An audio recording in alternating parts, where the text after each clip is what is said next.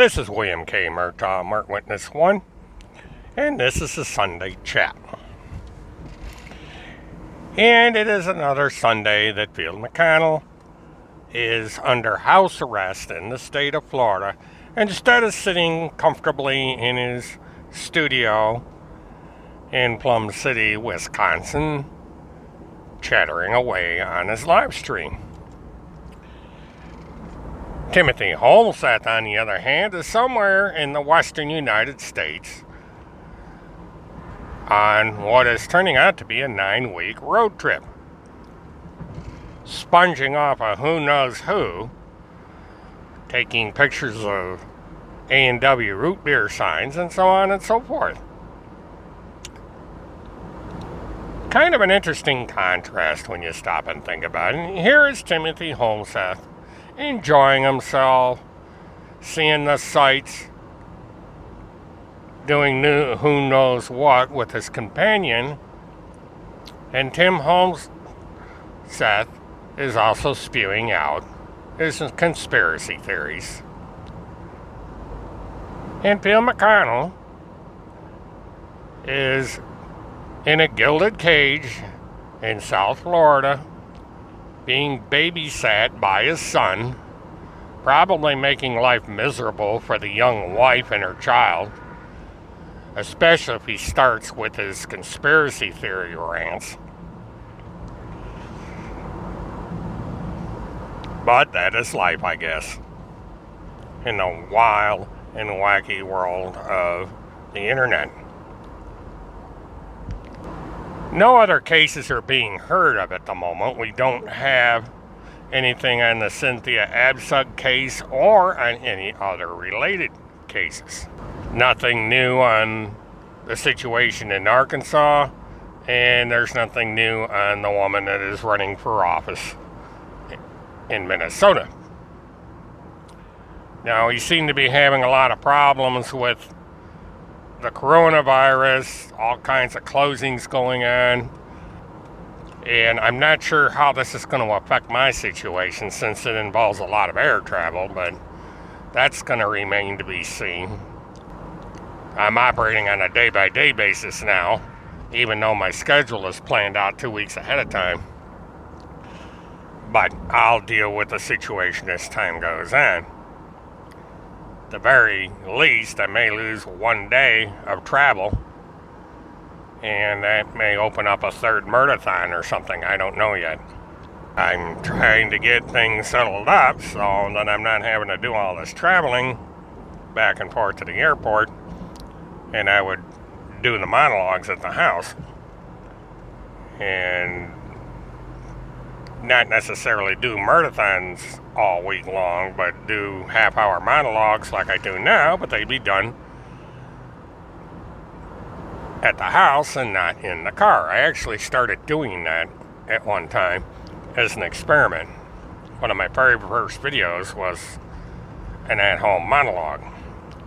Some questions have come up regarding the Field McConnell report and whether or not it has to come down.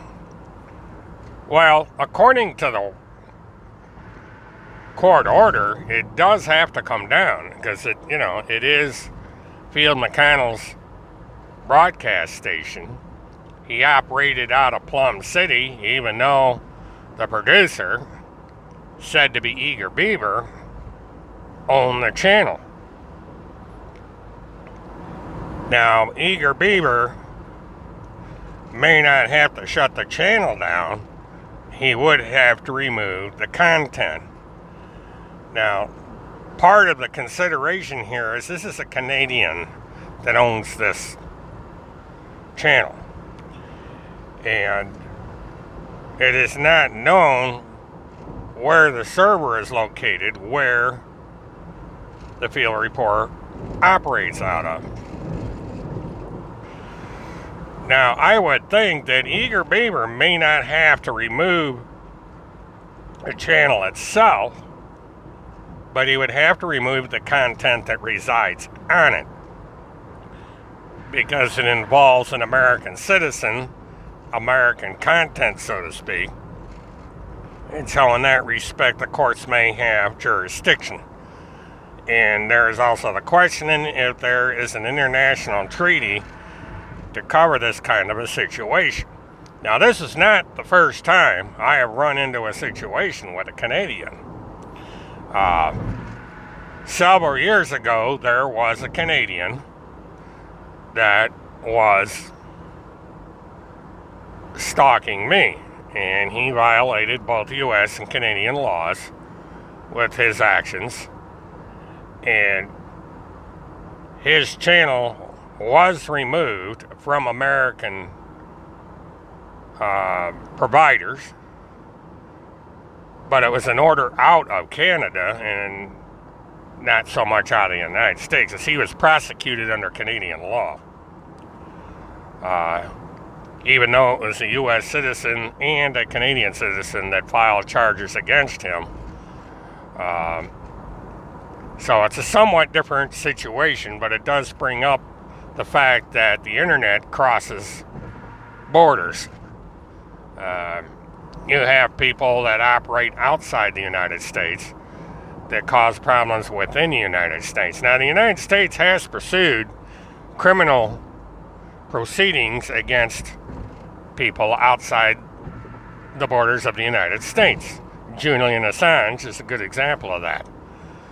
But in a case of a state court getting involved in this situation, that calls for some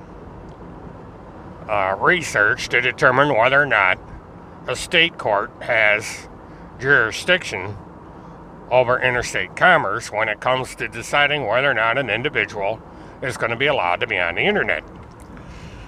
So I guess what's going to happen is, over a period of time, we are going to see if the field report is going to disappear from the internet. At the very least, the field report isn't doing anything. It's just sitting there. I don't know if it's getting any viewership. I don't know if people are making comments on it. But we are over 3 weeks and there has not been any broadcast on it.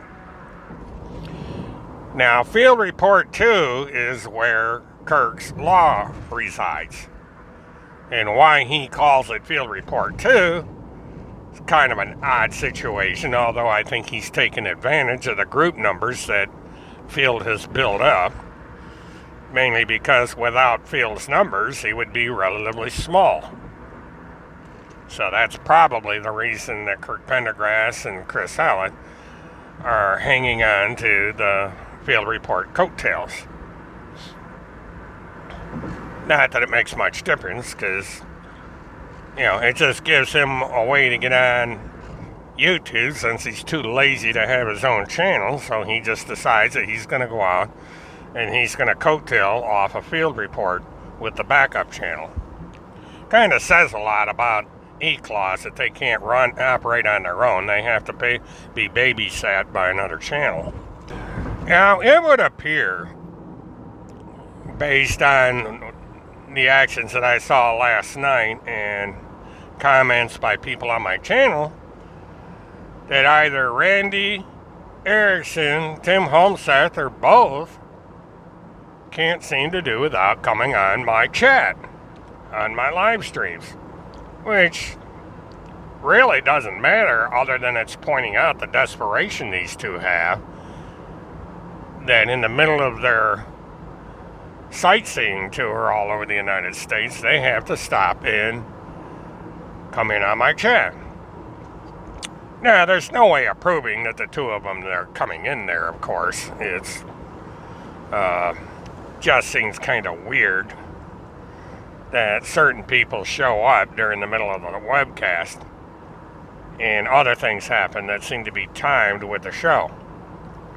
But that's life, and what the heck. I do find it interesting that for whatever reason these people decide they need to post pictures of billboards and signs as they go across the country, and also make a conspiracy theory out of what is generally routine weekend movements of the National Guard. that engage in exercises and that sort of thing. Because I saw the convoy of military vehicles going down the road. This is something that's been done for decades. When I was a truck driver, I used to see these caravans of National Guard troops all the time. It's nothing unusual. But it's kind of a gold mine for conspiracy theorists who look for something to make up a theory about. And of course, they're making a big deal out of Q. I mean, Q is just having a gay old time with these conspiracy nuts. There are people out there that are stupid enough to believe what Q has to offer. And, it seems like every day there's a new theory that comes out, in spite of the fact that Q has been wrong about every single solitary thing since the entity was created. I think it's kind of funny. And, people will believe in the absolute stupidest things. They believe in everything but the truth. Well, you can definitely tell summer's here. It's getting downright hot in Florida today. Running in the upper 80s. And, when you're running a car and you have to run the air conditioning low enough to where it doesn't sound like you're in a jet airplane going down the road, because that was one of the problems I had with a webcast a few weeks ago. I was getting air being blown into the microphone, and it just didn't sound right, and I had to dispense with the whole trip.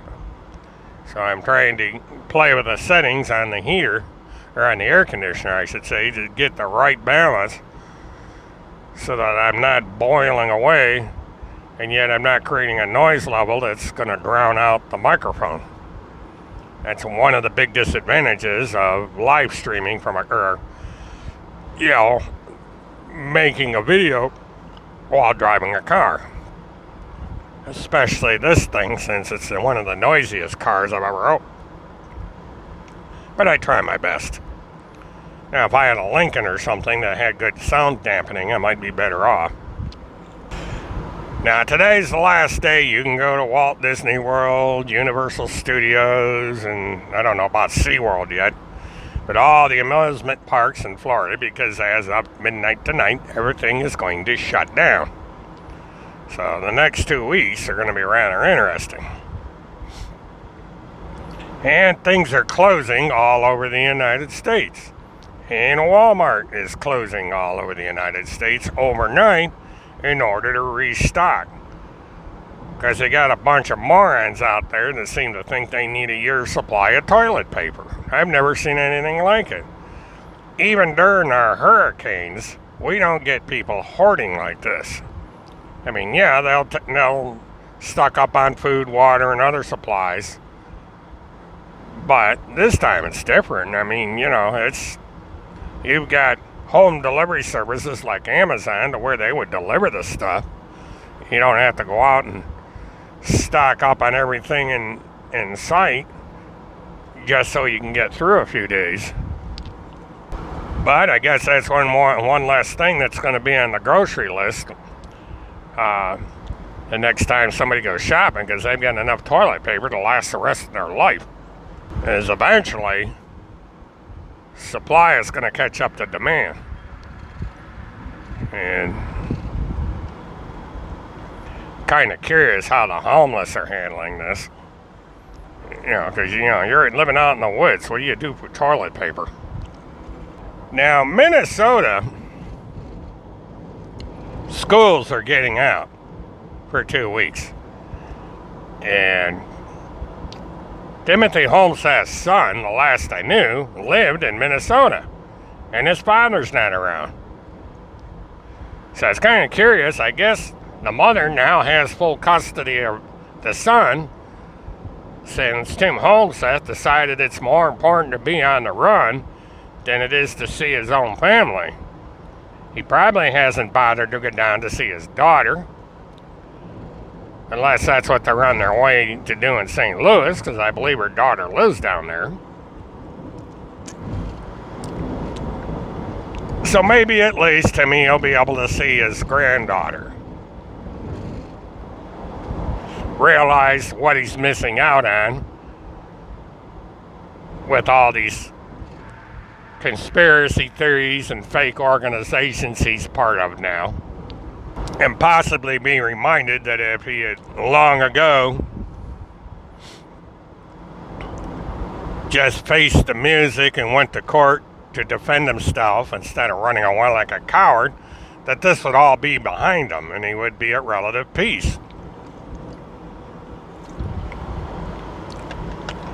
Instead, he runs around like a fugitive that he is, missing out on all that. I don't know when the last time he saw his parents,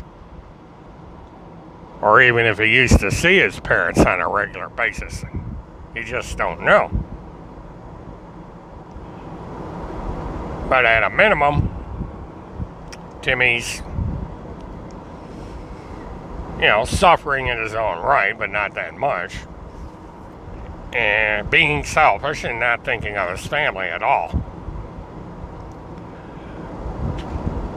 And everybody made a big deal in the conspiracy world about the fact that the Broward County has changed how they're conducting business in the court system.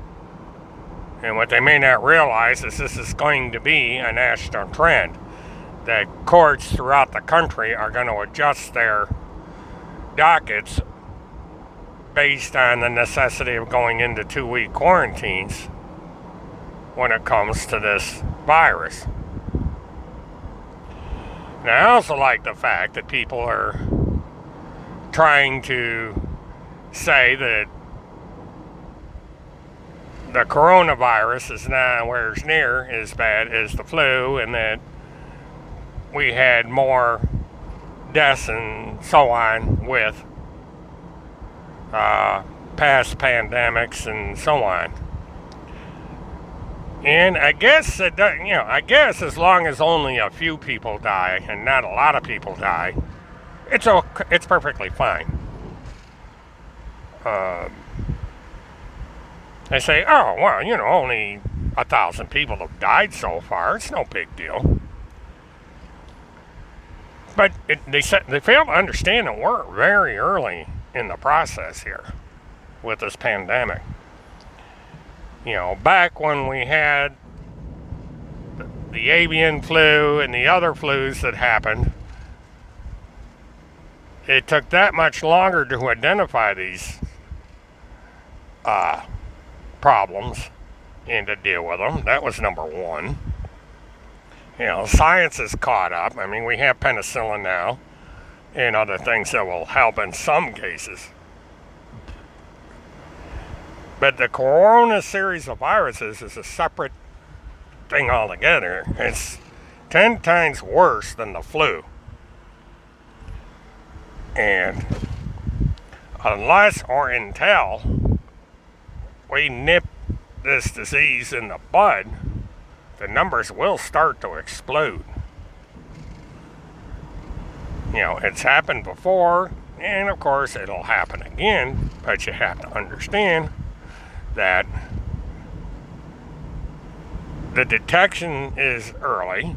It started in another country, and we had plenty of warning. We just didn't take advantage of it for whatever reason. And now we're playing catch up. But the coronavirus is going to get very, very bad. Hospitals are apolitical. They don't care if you're Democrat, Republican, conservative, liberal, or whatever. They are interested in providing a remedy as soon as possible to an illness. And they are preparing for millions of people that are going to get sick. And it is inevitable that out of the millions of people that get sick, there's going to be a lot of people that are going to die. Now, the conspiracy theorists don't seem to mind the fact that people are going to die as long as there's not a lot of them. And I find that's kind of twisted. I think one death is too many. And so it would be kind of nice if somebody could get a handle on this disease so as few people, so that nobody dies. It's wishful thinking. I mean, some people are already dying of this thing. But the fewer that die, the better. You just don't shake your hand, throw your hands up and say, well, all these people died during the 1917 pandemics, so we might as well just face the fact that people are going to die and not make such a big deal out of it. Well, there's some things you have to make a big deal out of, and this pandemic happens to be one of them. And it would be really nice if the conspiracy theorists would have conspiracy theories about something else and leave such an important matter alone. But no, the conspiracy theorists can't do that. Instead, they're out there spreading their misinformation and probably causing people to die in the process that ordinarily would not, because they're not giving out accurate information. This is the problem with people. They sit there and they give out bad information and people die. And they have blood on their hands without realizing it. If they come up with excuses, but the simple fact of the matter is, when you give out disinformation about something as important as a pandemic, and people die from it, you got blood on your hands, because you caused the problem. You, and those like you, who give out this bad information, convinced enough people to go in your direction that they did not utilize resources or remedies that could have kept them alive, and they died. But it's a concept that's hard for people to understand. The Tim Holmsteads of the world don't understand that when they give out bad information, it can kill, literally. This business with the Children's Crusade and helping people take sightseeing trips all over the United States is a prime example. There's a woman that may lose her freedom because she followed the advice of these people, and she also may have lost her child, the custody of her child, because she got hooked up with these people. And there's at least one person that may have committed suicide because of the actions of people involved in some way or another with the Children's Crusade. So it's happening already. And this is the same group of idiots that are spreading around the misinformation about the pandemic. And I guess perhaps when it's a member of their own family that's a victim of the pandemic, they'll wake up. Timothy Holmstead doesn't seem to remember that he's got a set of parents that are in this risk group. They're older than I am. And they could just as easily fall victim to this disease. Or this virus, actually. Might as well keep the terminology correct. And Tim Holmstead doesn't seem to be too worried about it as he spreads this nonsense around on his webpage that giving out completely wrong information. But people, human nature is human nature, and people are going to spread nonsense. It's not a thing you can do about it. It's freedom of speech, not being able to silence people. The internet's a difficult thing to control. And so we go on having this kind of nonsense be spread.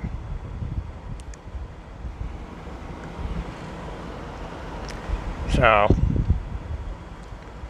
well, we live our lives day by day. Those who live will live, and those who die will die. Unfortunately, that's just the cycle of life. We're only here for a short period of time. The majority of us for less than 80 years. Few of us might get beyond the 80 barrier and get up to 100 or a little over that. So we're just counting the days to the end. We're over the hill to that respect. And you never know what's going to happen tomorrow. You either get killed by natural causes, an accident, or an act of violence, or what have you. But eventually you take that dirt nap. So you might as well just enjoy yourself while you're able to, I guess, the way to do it. I'm going to close with asking if people would like and subscribe to my channel. Again, the only reason I need to get to 1,000 people is so I can get credentialed for the hearing. It would help. It's not going to prevent me from getting into the courtroom. It would just give me a different status. As well as if I can get to 1,000 people or more on YouTube, I would be able to do two things. I could live stream from the car over YouTube, and I would be able to text live from the courtroom. I would be able to live tweet as things happen in court. And you would know in the minute something happens in the courtroom, you would know about it. And that's what I'm trying to do. I was going to try and get the transcripts to the trial, but, or not the trial, but this last hearing that was this previous Friday. But the cost is way more than I thought. It's $6.35 a page, and there's 35 pages. So it adds up to a ridiculous amount of money. So I'm not going to be able to do that. It's a complete waste of money to do something like that. It's almost $300. So I decided against that. And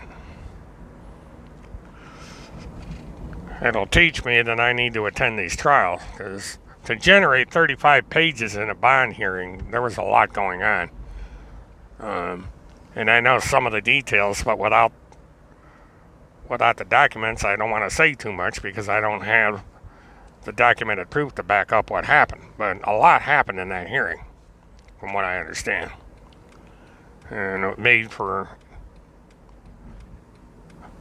would have made for an interesting discussion.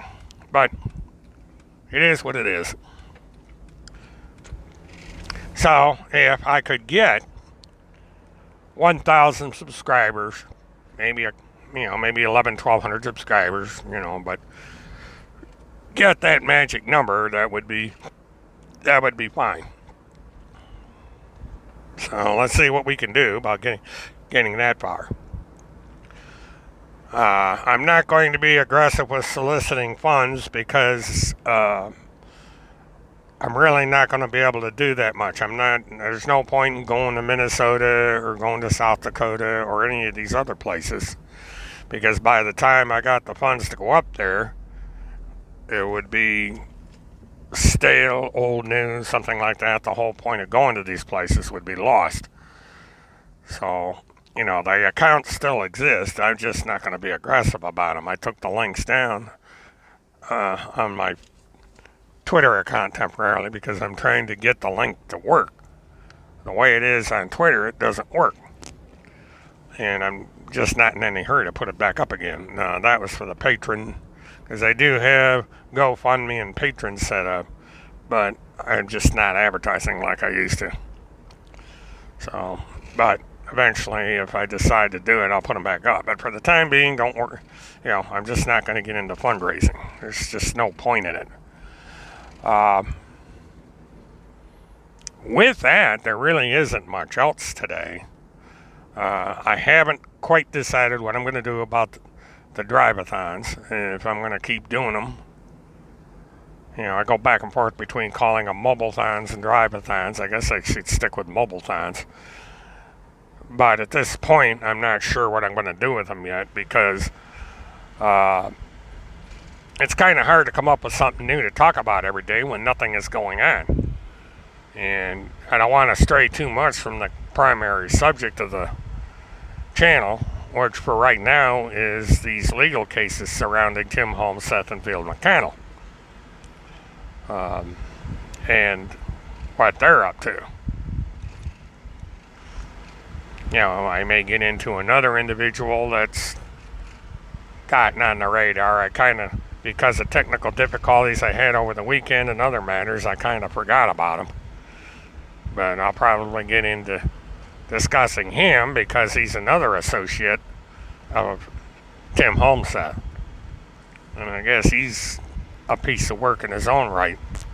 So we'll talk about him a little bit. But, we'll see what happens.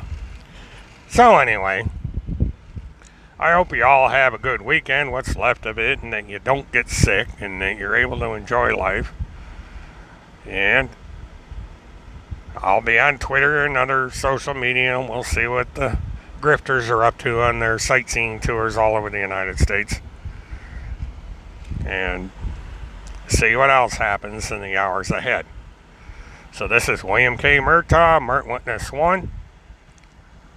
See y'all later, and have a good one.